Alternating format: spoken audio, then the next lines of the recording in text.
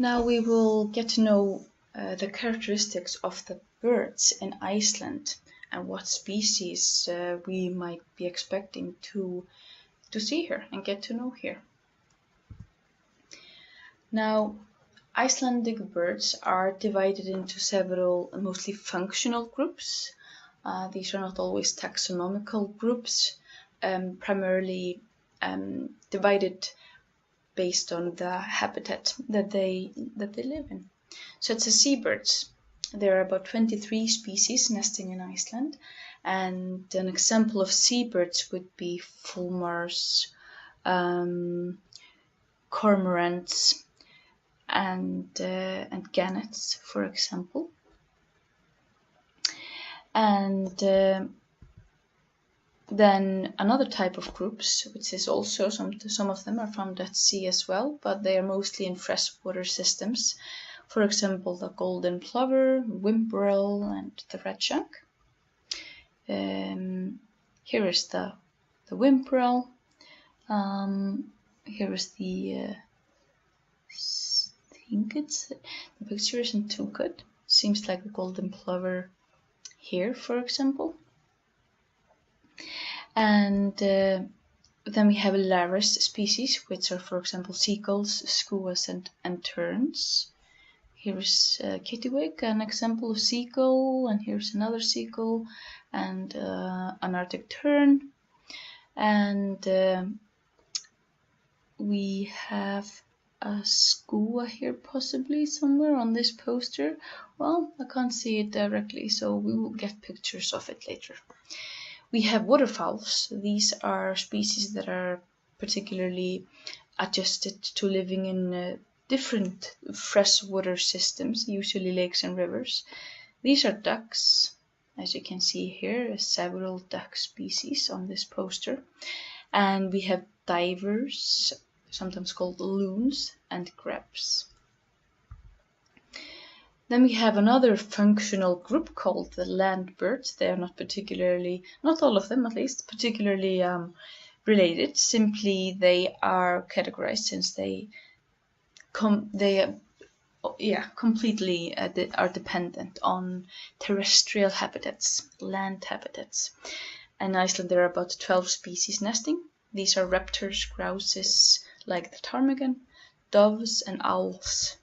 And then the passerines, there are about 13 species that nest here, but there are much more guests, wandering species, or species migrating and passing by, and sometimes many of them are carried by wind.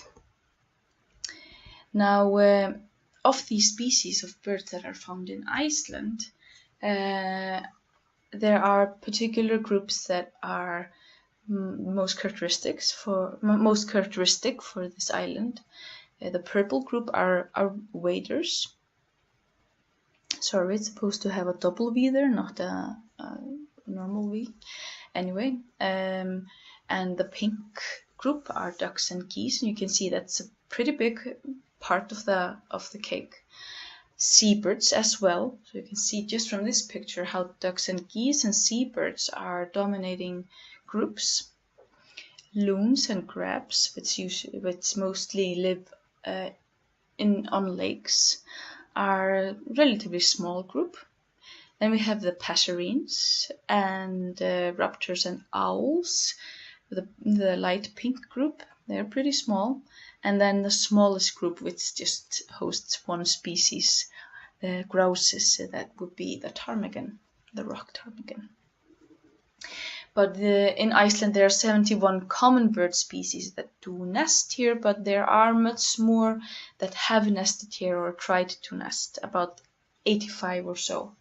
But there are about 330 to 350 species or so that have been recorded or cited in Iceland. So of these, about 85 have at least attempted to nest, and about 12 of these are common passage migrants or winter visitors. So, compared with other European countries, the number of nesting species is pretty low. On the other hand, the total number of certain species is very large. even so large that they fully compensate for the comparatively small variety. So some of these, such as the puffins, fulmars, kittiwakes, and both guillemots and the Brunix guillemot, they actually congregate in millions around the coast where suitable cliffs are found. And actually, during the 20th century, the number of species of nesting birds has actually increased considerably in Iceland, especially because of the increased area of woods. However, many seabird species, primarily auks and puffins, have had some problem due to rising sea temperature and consequently changes in food availability. Now, if we look into the origin of birds in Iceland, the species composition is obviously affected by Iceland's isolation and its geographical position in the North Atlantic. Of course, the wildlife in Iceland is completely affected by volcanic activity. Of course, the climate and rather wet climate and chilly, and also it's affected by the last glacial period, the Ice Age. This last glacial period was called the Waxel, ended around 10,000 years ago, but around 7,000 to 8,000 years ago, there was a very rapid onset of warming. Became a much warmer period, so that absolutely shaped the flora and fauna, and shaped the current flora and fauna in Iceland. Because animals, if there were birds that could have tolerated the freezing cold of the Waxel, it's very unlikely that they would have tolerated the rapid warming that occurred a few thousand years later. So birds had to be able to adjust to very warm and cold periods by altering their distribution because of these changes in climate. And some retreated within a refugia, and that has, so these rapid changes in climate, these 10,000 years ago, they surely affected the distribution of living birds today. But the origin of the bird fauna in Iceland, it has mostly today a European origin. Some have a circumpolar distribution, such as the red-necked phalarope, which you can see here to the leftmost picture on this slide. Some have a global distribution, and 5 species that are found in Iceland have North American origin. And actually 2 breed nowhere else in Europe, such as the Barrow's goldeneye, which you can see here furthest to the right. And they are characteristic bird of Mývatn, beautiful lake in the northeast of Iceland, which I recommend that all of you visit while you're here. Well, at least if you will be here next summer. It's also beautiful in the winter. But Iceland seems to have lost connection with North American birds after the last glacial period.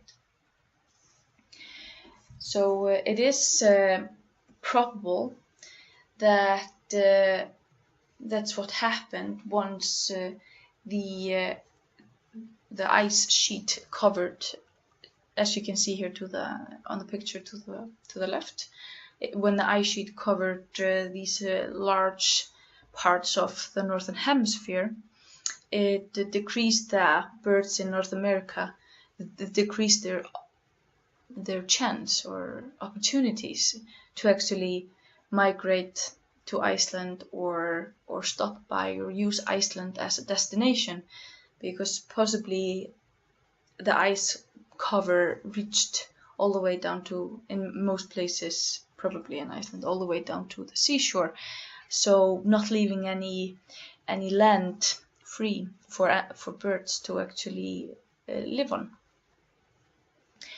But there are these few species, which I mentioned earlier, that are originated in North America, and That is the great northern diver, the top picture. The second picture from the top is the Barrow's goldeneye. Then below that we have the harlequin duck. Also we have the rock ptarmigan, which is not shown on this slide. But there's this one species which has a very high Arctic distribution. That's the grey phalarope, sometimes called the red phalarope. And it is the rarest nesting species in Iceland. So Iceland, despite our geographical location being a subarctic area, we don't have many high Arctic bird species. So for the grey phalarope, we are relying on that species' southerly borders of its distribution. But the bird species that colonized Iceland once the ice retreated 10,000 years ago or so, they mostly have European origin. And that's the same as with the vegetation in Iceland now. So what characterizes land birds? What do we mean by land birds? Well, yeah, land birds, it's a functional category. It's not a taxonomical category. So the animals in this group are not all closely related.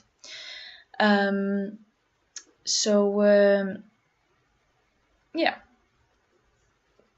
There are not many land bird species in Iceland, mainly because of for the raptors, for example, like the falcons and the eagle, there's not a diversity of prey item for them. For example, we don't have very abundant wild rodents like in other European countries, which are often a popular prey for raptors. But we do have the white-tailed eagle, which is a specialist in fishing, but also takes other prey items for sure.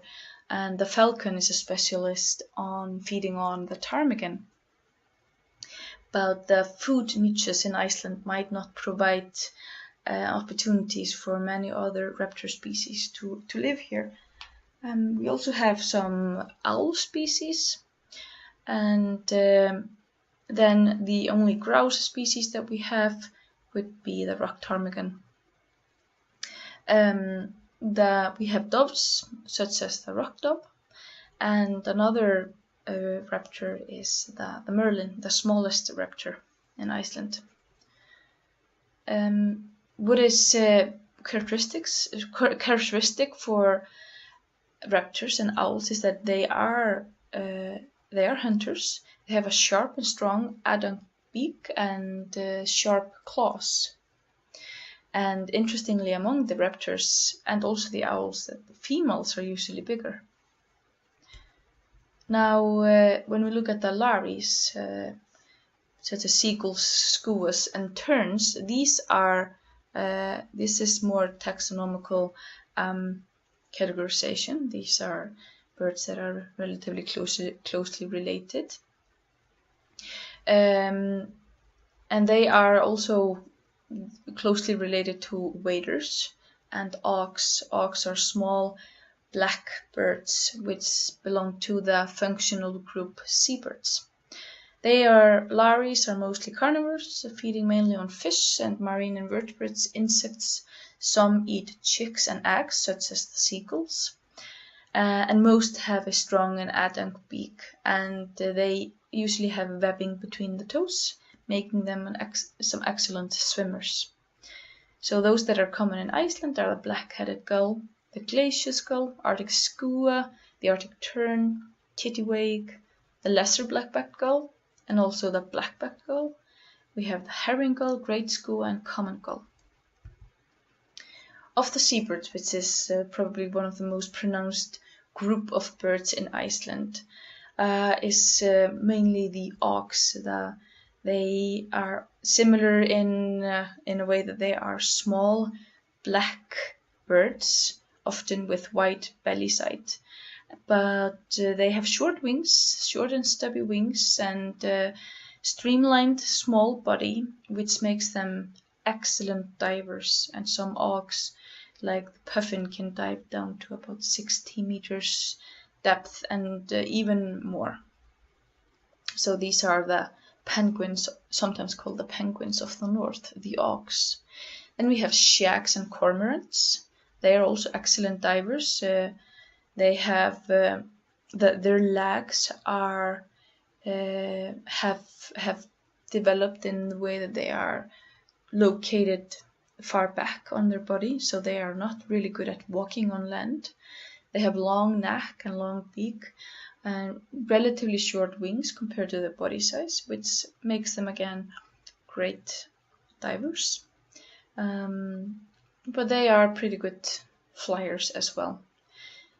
Seabirds, what they have in common is that they spend most of their life at sea, and so they have developed this range of characteristics which has allowed them to adapt to the marine environment as well as possible. And most of seabirds, most of them have that in common, that they dive for food parts, but birds like the fulmar is not capable of diving. The larvae, which are also mostly quite well adapted to oceanic life, are often categorized as seabirds as well, but remember it's mainly a functional group. Then the passerines, they comprise the largest order of bird species in the world, but in Iceland there are only 9 that nest regularly here. And why would that be? The most obvious answer is the lack of forest habitats, and of course the isolation of the island and being of Iceland and being quite far away from the mainland and not allowing small passerine species to so easily migrate or move move to Iceland. And also the wet climate absolutely has an effect. What passerines have in common mostly is that they are small. The smallest species we can find in Iceland are the wren and the redpoll, which we can see on the next slide. But the largest passerine we have in Iceland is the raven. What passerines have in common, despite the variety, especially when you look at a raven next to a redpoll, it's incredible that they are related as the passerine taxonomic group. But what they have in common, for example, is that their food is an insessorial food, which means that they can easily grab twigs and hold on to twigs and other things, cables or whatever they can sit on, and they can hold on very firmly. It allows them to sit on very thin twigs, for example. And what they also have in common is that they build very advanced nests compared to other bird species. Here is not an emptied list of passerines in Iceland, but those that are pretty common, such as the redpoll and the house sparrow. We also have the fieldfare and raven, wagtail, wren, the redwing, snow bunting, starling, wheater, blackbird, and meadow pipit. Now, a group which is, however, very big in Iceland are the wading birds. Their common characteristics are, and again, this is actually a taxonomic group, not just a functional group, even though they do function similarly. Their common characteristics is that they mostly have long beak and long legs and long neck, and that allows them to usually successfully and professionally dig into the mud and find whatever food can be found there, mostly small invertebrates, and which they mostly eat, and they can find that at the seashore, in moors, shallow lakes, and estuaries, wherever they can put their long neck and beak into the soil. Wading birds that have actually adapted to drier habitats and are not as don't rely as strongly on wetlands and the seashore, they usually have shorter beak and shorter legs. That would be, for example, the golden plover, for example, which is one of the most characteristic birds for Iceland. They are often found up in heathlands. Now, what wading birds also have in common is that the couple establishes their own territory, and they defend that territory very actively together with loud noises, or usually beautiful sounds, and they often try to lure animals away, whether it's human or a cat or a dog or whatever, by pretending to have a broken wing. So they try to lure the possible predator away by acting. That's what most of these wading birds have in common, actually. Males are sometimes a bit more colorful, but the females are usually just a bit bigger. Here is a list of common and some maybe a little less common wading birds in Iceland. We have the golden plover, the snipe, the black-tailed godwit, dunlin, the red-necked phalarope, and the knot. We have the sand erling and the ringed plover, the purple sandpiper, the whimbrel, the redshank, turnstone, oystercatcher, and grey phalarope. Grey phalarope, well, not as common. Oystercatcher can be seen in most rocky, sandy shores. And for example, the red whimbrel is found all over the country, and you can find it in heathlands. The same with the whimbrel. Now, another type of species, or another type or group of birds, are waterfowls. These are freshwater birds, and they are very well adapted to finding food in water. That's where they mainly find their food, hence the word waterfowl. And they are also very well adapted to swimming and diving, and all have webbing between their toes. And as with ducks and geese, their beak is usually, not always, but usually flat, and it has teeth which are made out of keratin, not of the same origin as our own teeth.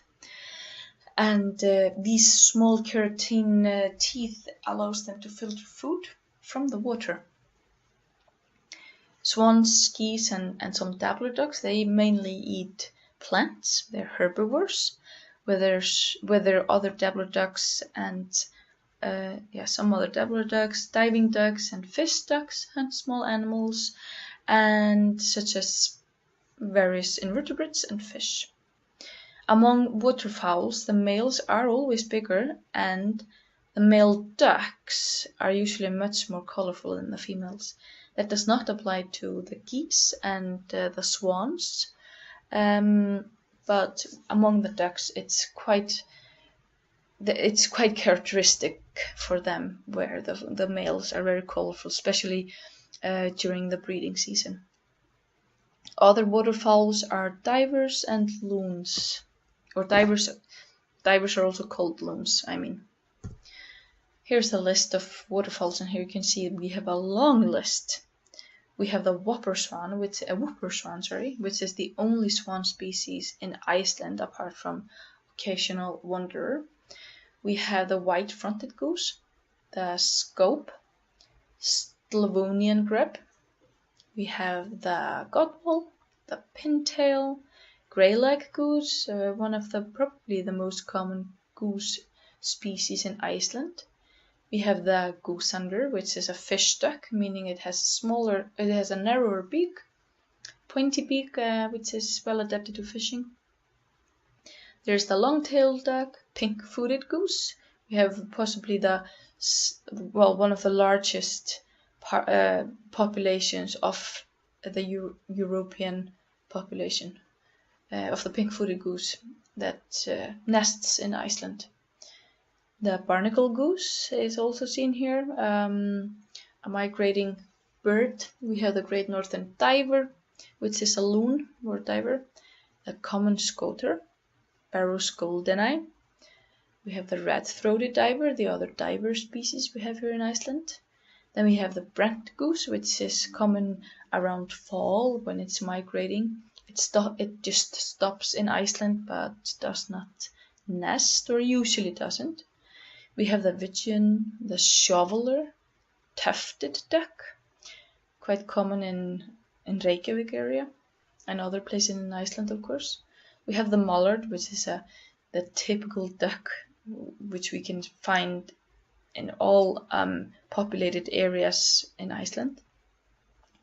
Then the harlequin duck, the red-breasted merganser, which is also a fish duck and closely related to the goosander. We have the teal, and there's at least one couple of teal ducks that nests close to the natural science building of the university. And then we have the eider duck, which is possibly the largest duck population, or one of the largest just bird populations in Iceland. But what is characteristic about birds in Iceland? The seabirds, the wading birds, the ducks and geese. These are the typical birds that you do see in Iceland, and various species of these, and often very, very large populations. Not of all of them, but many have very large populations here in Iceland. And then also migrating birds are very characteristic for the bird fauna in Iceland. There was this picture added here to the left, and this is actually a drawn picture of the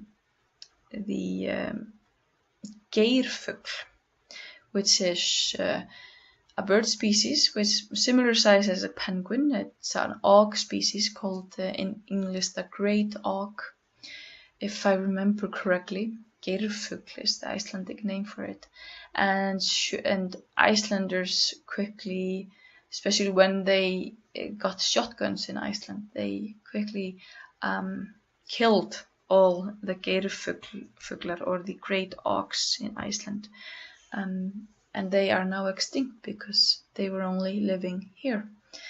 So unfortunately, this magnificent bird went extinct once humans had settled this island. So now only we have drawings of it. Very unlikely any pictures. Now in Iceland there are many migrating birds, wintry visitors and wandering birds, and around 350 species have been seen in the country that we know of today, and that number continues to grow. There are 10 to 15 species that are annual visitors, and at least 6 that stop on their migration routes. For example, the Brent Goose. So many other wandering species are very irregular in Iceland, and they come both from Europe and North America. Now, let's look a little bit into these habitats for birds, and what is important for many of these big and strong populations, bird populations in Iceland, are these habitats that are essential for these birds, habitats that provide shelter, they provide food, everything they need, water and food. And these areas it's important to preserve these areas, because without these key lakes and rivers in Iceland and wetlands, we would lose numbers of birds and even whole populations. So actually in Iceland we are responsible for many bird species, and particularly those that do rely on freshwater lakes and wetlands. So a large portion of Icelandic bird species are waterfowl and freshwater species, such as wading birds. And many of these birds, of course, are seabirds as well. But there are these 3 locations in Iceland which are possibly some of the most important habitats for birds this cradle of birds in Iceland. That would be Mývatn in northeast Iceland, which hosts a large variety of duck species and also just a diverse freshwater life. Lake Þingvallavatn is different. It's not as shallow as Mývatn. Þingvallavatn is much deeper. It's very deep and cold water, but with various habitats, and is actually a very good habitat for water birds. Lots of fish and small invertebrates there. And then we have Þjórsárver, the bottommost picture, which is a huge wetland area, which is now a preserved area. The wetland there cannot be drained and has only been recovered. But in this area, it's very important for the pink-footed geese and for the world population of pink forest geese. Þjórsárver is the most important nesting area. And it applies to many other species that rely on water systems such as wetlands. Þjórsárver hosts diversity of waterfowls and wading birds. Now, bird research is actually very important in many senses. Not only because birds are just incredibly interesting and beautiful, but they are actually very useful indicators of habitat health. So we call them, they are actually bioindicators, indicating about the health and fitness of the environment that they live in. And that helps us, for example, by researching seabirds. It helps us investigate the health of the coastal system in Iceland and the coastal ecosystem, basically. And by researching wading birds, we are also investigating the health of water systems in Iceland, and particularly wetlands. So there are a number of key attributes to effective bioindicators such as birds. They must be quantitative, true for our birds in Iceland. It must be simplifying, user-driven, policy relevant. It needs to be scientifically credible. The bioindicator needs to be very responsive to changes, such as birds are, and they need to be, their life cycle, for example, needs to be easily understood.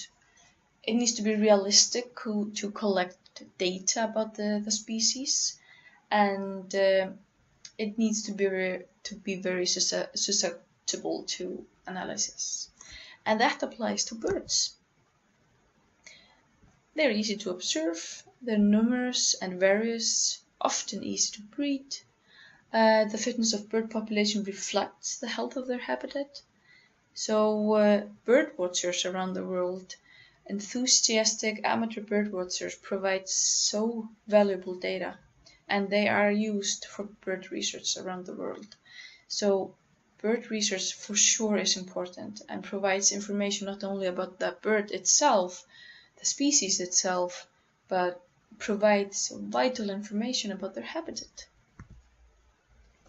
So how the health of and status of habitat affects birds. So primarily geology affects the landscape and whatever vegetation can grow and whether there is erosion in the area. Of course, land use affects erosion and climate affects the landscape. But land use also affects what vegetation can grow and how rich in nutrition the soil is. But that is also affected by geology and erosion. And that is also affected by freshwater system, which is affected by landscape and climate. And the fresh water and nutrition in the soil, and of course the land use, affects what vegetation can grow. And all these affect what sort of invertebrates can live in the area. And if there's a diversity of invertebrates, it's very likely to host diverse bird life. So this is how everything is interconnected and complicated actually in a way, but can be simplified, and that's what matters when one is doing research. And that is why birds are often very useful research topic. Interestingly, birds populations have been decreasing since 1970s, and particularly in Europe. And if we look at the picture to the left, which are numbers from Britain, you can see that in farmlands there is a very steep decline in population numbers, and that actually reflects how increased land use affects bird population sizes. And actually, if by pulling together data from 20 different European countries, data indicates that there has been a very rapid decline in population sizes since at least 1980s, and since 10 years ago. But the numbers have not gone substantially up again. So what is causing this decline in population? Well, it is primarily habitat alteration.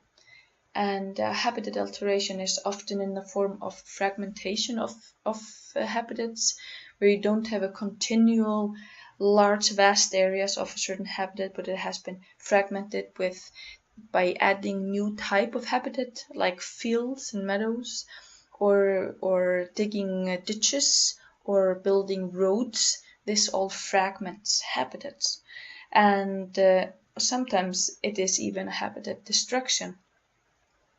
So this all affects bird populations directly. Fragmentation of breeding habitats for birds has been extensive and continues to occur at a very rapid rate across many areas, and it usually has very negative demographic implications. So habitat fragmentation, for example, typically reduces the total habitat area.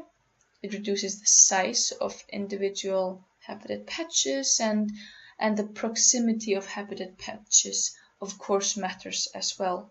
If habitat patches are very close and not distant too much with, for example, big roads or large ditches, it has less effect. But if there are bigger blocks between habitat patches, it has more negative effect, you can imagine.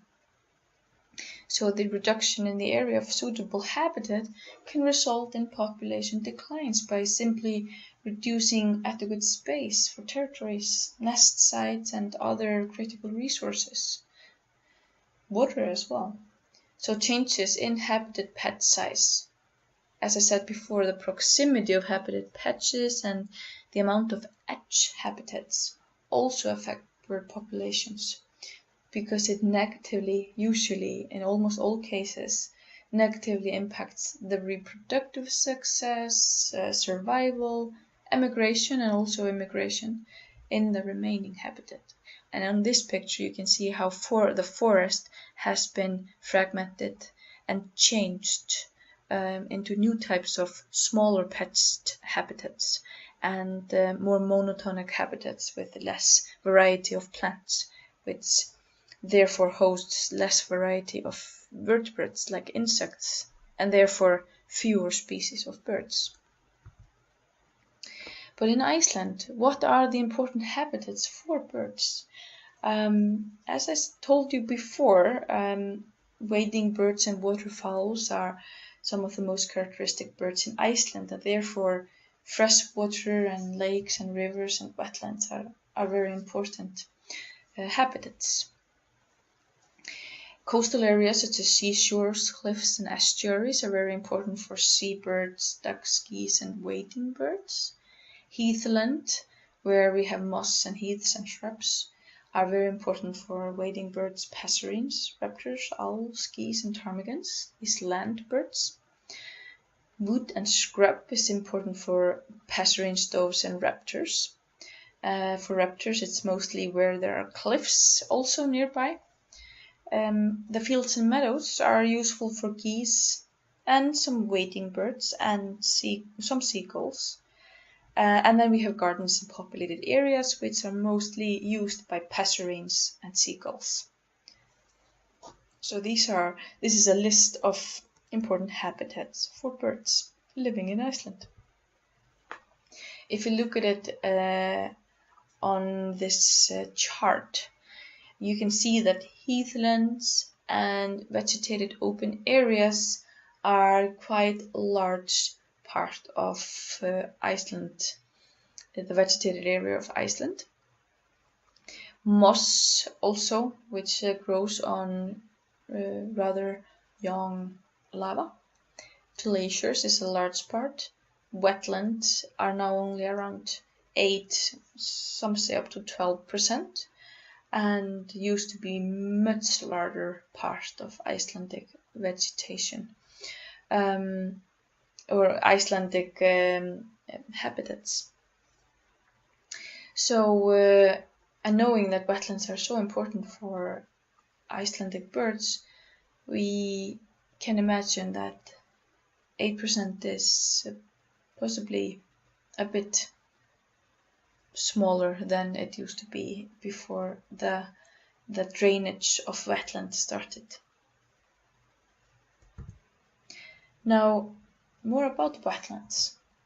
One of the most important habitats in Iceland for birds and many other species. They were actively drained in Iceland, and particularly during 1940s and until 1990 approximately, where it stopped.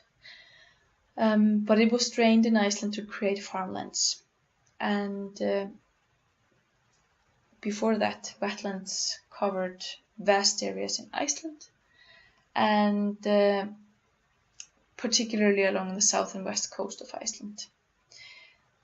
Also, power plant projects, they have disturbed the rich floodplains along riverbanks and estuaries. But wetlands, they can be found in all continents of the world except for Antarctica actually. They function as a vital part of the ecosystem, even though their importance is often overlooked. But the picture that you can see on this slide is from Þjórsárver, the nature preserve, one of the most important nesting areas of the pink-footed geese and other bird species. Well, it's sometimes problematic to define what wetland is, but one definition is that wetlands occupy the transitional zone between permanently wet and generally dry environments, yet cannot be classified exclusively as either aquatic or terrestrial. So this is a border habitat between aquatic or terrestrial habitats. The Þjórsárver wetlands in South Iceland, which you can see on this picture, have been saved from the ravages of hydroelectric scheme, hopefully now at least for the foreseeable future. It became listed as a Ramsar site in 1990, and principally, as I told you before, because it's a home to the world's largest breeding ground for pink-footed geese. There are about 6,000 to 10,000 breeding pairs in Þjórsárver, but many other birds nest there too, such as the purple sandpiper, red-necked phalarope, dunlin, Arctic tern, Arctic skua, ptarmigan, golden and ring plovers, the snowbunting and the long-tailed duck. And also botanically, it is home to at least 167 species of vascular plants, as well as mosses and lichens, and some of these plants are actually very rare. Additionally, the insect life and the diversity of invertebrates is very rich in Þjórsárver.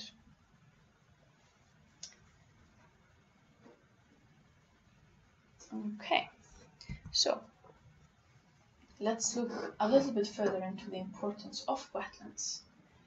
But wetlands are indispensable for the countless benefits for ecosystem service. Ecosystem service for wildlife and also for humanity, ranging from freshwater supply, food and building materials, and biodiversity. It even is important for flood control, groundwater recharge, and climate change mitigation. Now, they actively produce organic material, they host specialized flora and fauna, and absolutely contribute to biological diversity, as we have mentioned before. And as we talked about the flood control and groundwater recharge, they prevent flooding and also prevent dryness because it holds on to water, groundwater. Iceland is responsible for many bird species which exceed 30%, because the populations here that exceed 30% of the European population, we are responsible, Iceland is responsible for these bird species. Many of them are dependent on the wetlands of Iceland for nesting and also for foraging. If we will look at the wading birds in Iceland that rely on Icelandic wetlands, there are quite many that exceed the 30% limit. For example, the golden plover, the ringed plover, the whimbrel, the sandpiper, and others are also large populations such as the redshank. All of them rely on wetlands, or some such as the golden plover on heathlands. Here is a picture, beautiful picture of sandpipers coming in, and Brent Geese are coming in here in this picture. They are often quite common in the southwest of Iceland during their migration. They're coming from Alaska, if I remember correctly, or at least from northern areas, from Arctic areas. If we look at the seabird populations in Iceland, we have also very large seabird populations. They are even bigger than the wading bird populations. Puffin, probably one of the most numerous, 2 to 3 million. The fulmar, 1 to 2 million. You can see these are huge parts of the European populations, 40 to 50%. The kittiwake is pretty big, 25%, and the razor-billed auk, about 77%, which is a huge percentage of the European population, and the eider is just about 30%. I actually told you earlier that the eider duck was one of the largest bird populations in Iceland. Well, it is at least one of the largest duck populations in Iceland. And all of these birds that have such a high percentage nesting in Iceland, we are responsible for them, and we need to make sure that these populations continue to thrive in Iceland and that we don't destroy their habitats. So Icelandic water is very important for seabirds. It is abundant with food, but there have certainly been changes in the Icelandic ecosystem and the abundance of certain food species. So seabirds that are particularly adapted to feeding on few types of species, prey species, they are more vulnerable to changes in the ocean. Here's an example of not a food web, but food preference of few seabirds in Iceland. Here you can see the black-backed gull sitting on the cliff. They usually feed on other bird chicks or eggs. But most of the other seagulls and seabirds, they find food directly from the sea.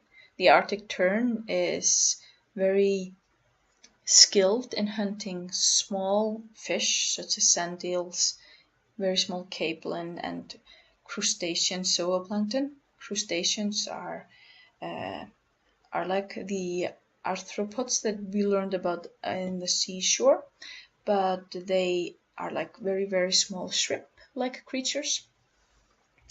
The eider duck dives down to collect mussel, usually. And here we can see the fulmar sitting on the surface. Fulmars, they do hunt sand eels and shrimp that come up to the surface, but they are mainly also scavengers, so they feed on leftovers from other birds, for example. But they can't dive, they have to pick up what they get from the surface, just as the Arctic tern, the kittiwake as well, and the Arctic skua.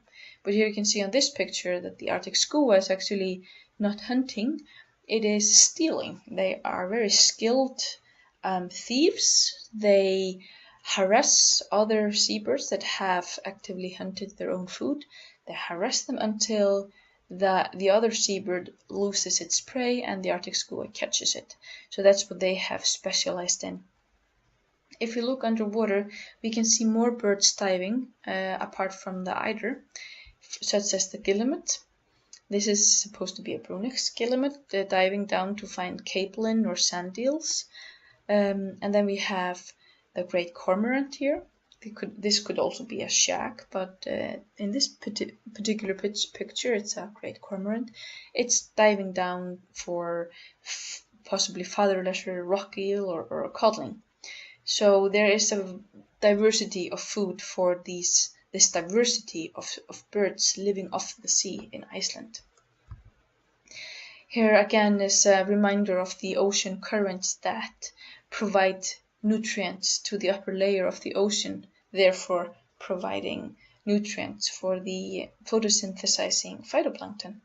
The red arrows indicating how the warm water originating from the Gulf Stream is carried to Iceland and mixes with cold water coming from the north and causes a lot of upwelling of nutrition from the bottom and to the surface, making waters in Iceland very nutritious. In this picture are two black circles in the westfjords of Iceland, and they are indicating where the largest auk colonies can be found in Iceland. Now, remember, the auks are these small black birds which look like very small penguins. They're excellent divers and poster child for the seabird.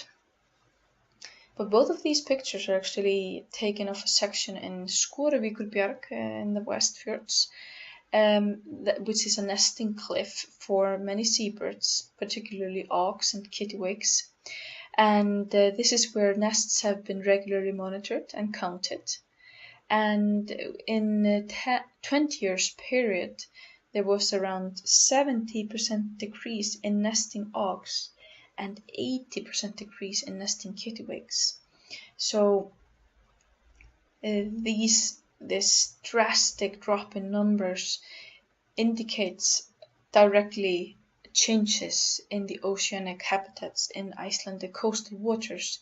There has been a tremendous lack of food for these birds, particularly because of the collapse of the sand eel population, which was one of the most important food items for the auks. And they need to adapt to new food item and be as good as hunting the different types of fish than the sand eel, because the sand eel population is too small to sustain the big seabird populations that used to be in this cliff, for example, and this has been happening in other places in Iceland as well, particularly in the southern and western parts, where the sea temperature has risen more. But it's not all bad news. There is it seems to be that some of these bird species are recovering, but it's hard to tell whether it's just incidental years in between. But for example, the Arctic tern is again doing better in some places. And then there's an increase in other types of birds in Iceland, such as the woodland bird, because the woodlands are increasing in Iceland. So passerine species have particularly increased. So possibly with changing climate, there might be a complete shift in the bird communities in Iceland. But who knows?